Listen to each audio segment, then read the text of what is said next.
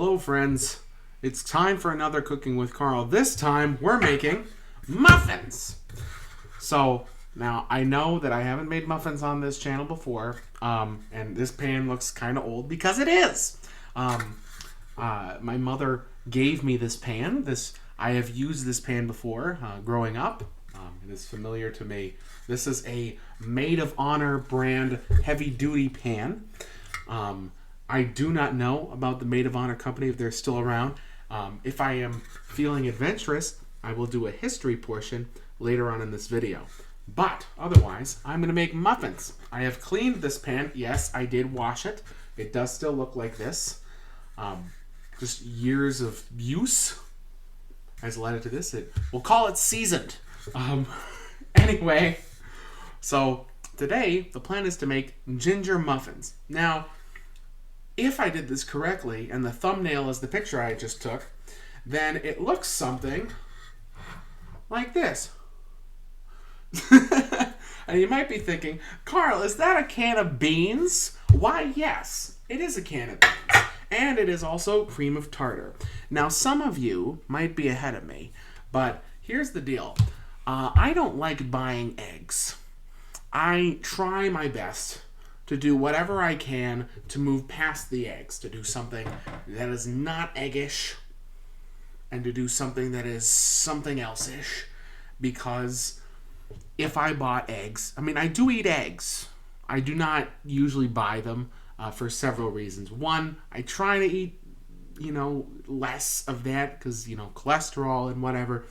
But also, I am but one me. And eggs go bad, and when they go bad, they go really bad. So that's part of it. I usually would buy eggs, and then they would, I would use part of the package for a recipe. I would buy them usually for some baking, and then after that, I'd be left with some weird number of eggs, and I would forget that I had eggs because I'm not used to having them. And I am also being lazy and putting off going to the grocery store. But I did have in my cabinet cans of beans. These are Great Northern beans.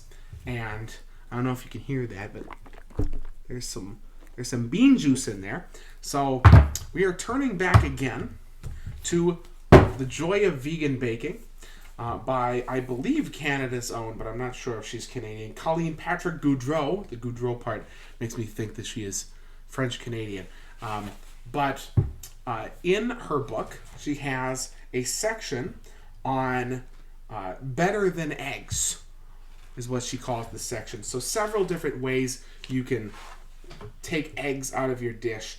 This would involve vinegar and baking soda. You could do that. Ground flax seed, a ripe banana, applesauce, silken tofu, egg replacer powder, vegan egg. Aquafaba is the last one in this list before the other ways to replace eggs section.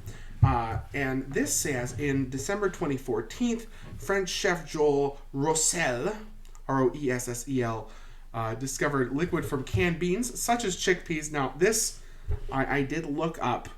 According to the internet, this should work.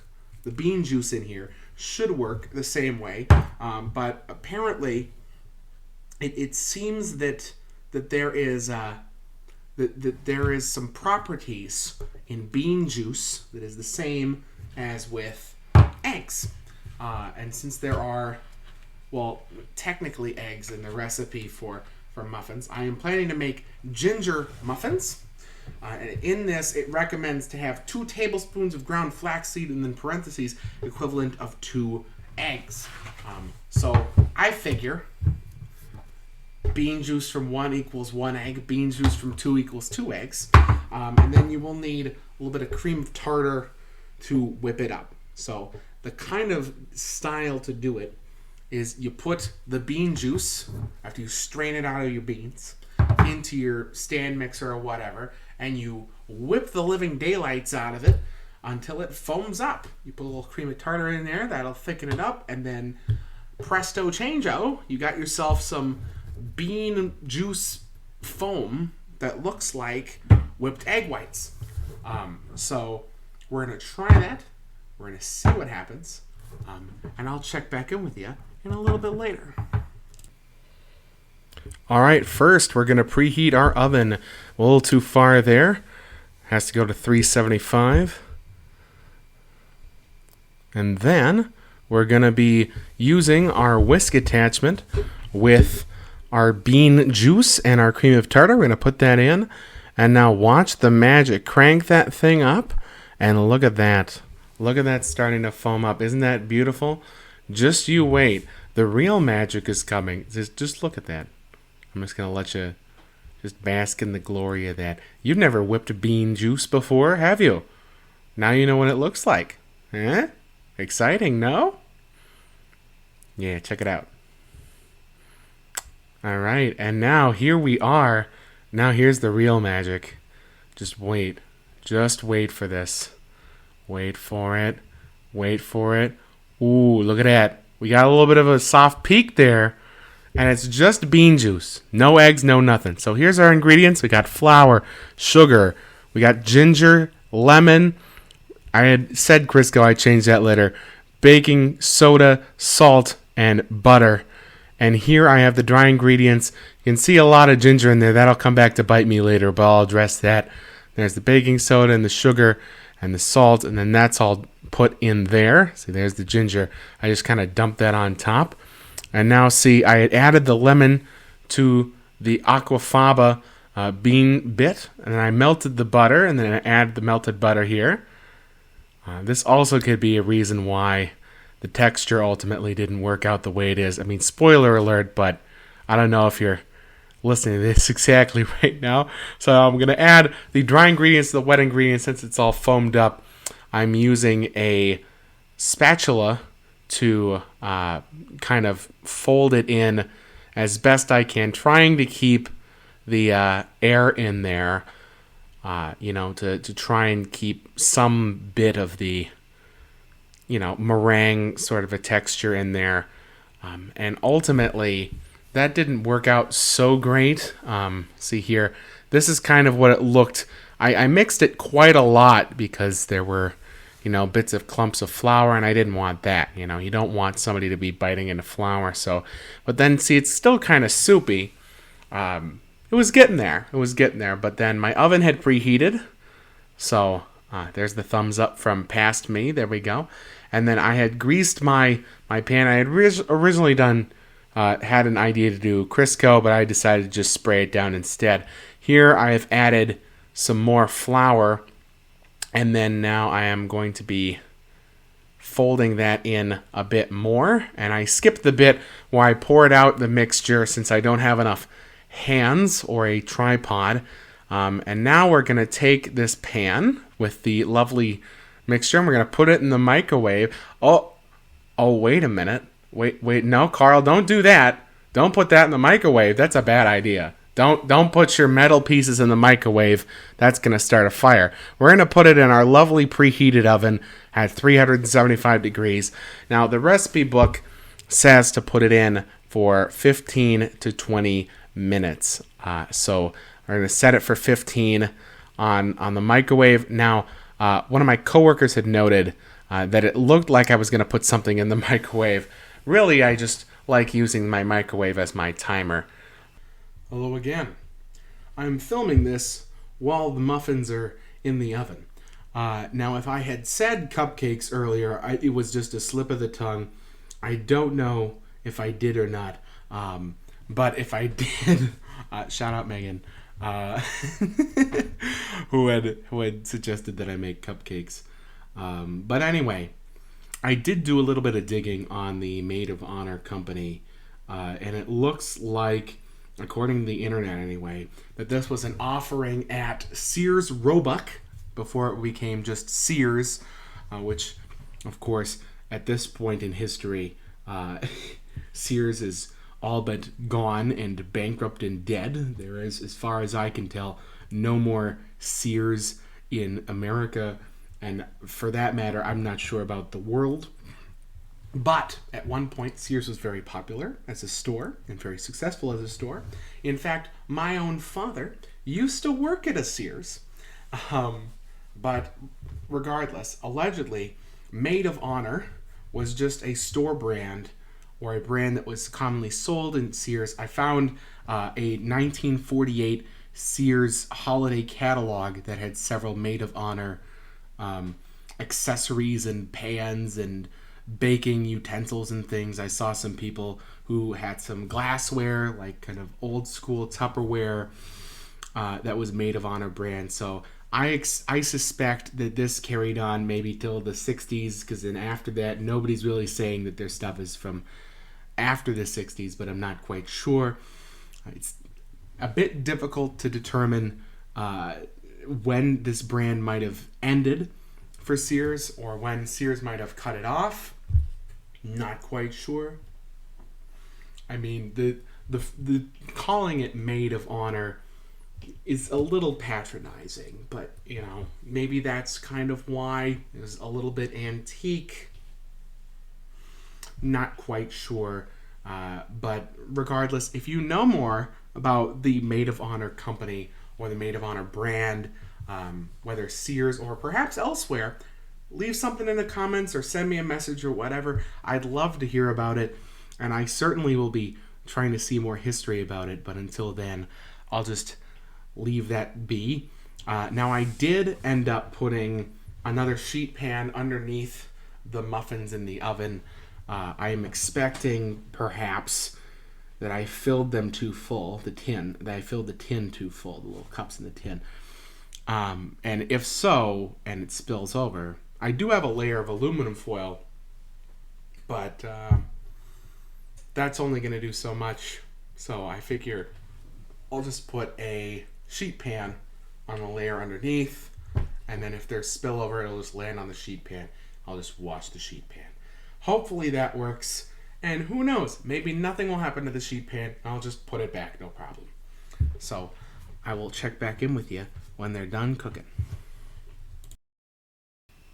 All right, so now I have taken them out. I'm putting a chopstick in here, and I don't know if you can tell that. I'm trying to get the camera to focus a little bit, but they are not quite done. There's a little bit sticking to the chopstick, and you can see they're pretty pale. So here I am opening the oven. Oh, whoa! Cripe sakes. All right, so there I am wiping off my camera lens. Here, let's try that again here. I mean, look at those. They're looking a little bit better. But ultimately, I had checked them, and I didn't think they were good enough at that point. I put them back in for a couple more minutes, and then now I am here checking them for, I believe, one final time. And we're going to see what happens. And, oh, they're coming out clean. Here we go. So, voila. Huh? Oh, and one last bit. Check that out. They came out real nice, and the nonsticks worked. All right, so they're done. They came out, and I'm going to actually eat this one that I'd poked with a chopstick here.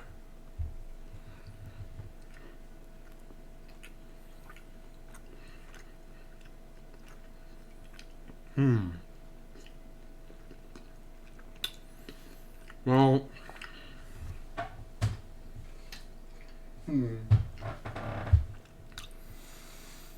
I tell you what. Goodness gracious. I mean, it feels like they're done. It's just that it's just squishy. It's very squishy. I mean,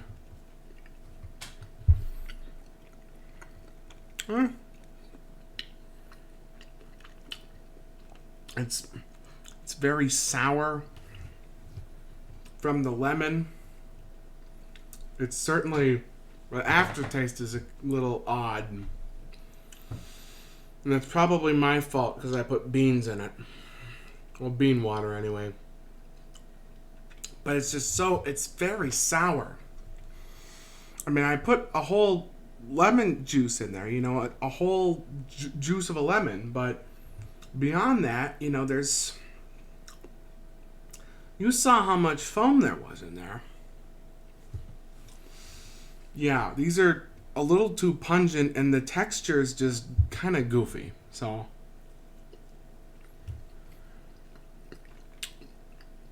like, they taste fine from the get-go, but then afterward, it's just a little too punchy, and then they're a little bit bitter at the end for some reason. I don't know why. If maybe it's the baking soda. Maybe I put too much baking soda in there. I mean, I guess, but yeah. Oh wait, you know what? You know what? You know what it is? It's the ginger. You know what this actually kind of tastes like? This kind of tastes like ginger beer as a muffin. Because the ginger's got, that's the aftertaste, is that ginger. It's got such a kick to it. Yeah, I think I put too much ginger in there. Cripes sakes. Yeah, I had intended to make these for my coworker, but I think they're a little too punchy. These are I put way too much ginger in there. Oh, whew, spicy. I don't know if you've ever had ginger beer. It's non-alcoholic. Okay, we're not talking about alcohol here. It does say beer, but oh my goodness gracious. Because the texture's odd. Because if you look at it, it looks a little bit like underdone.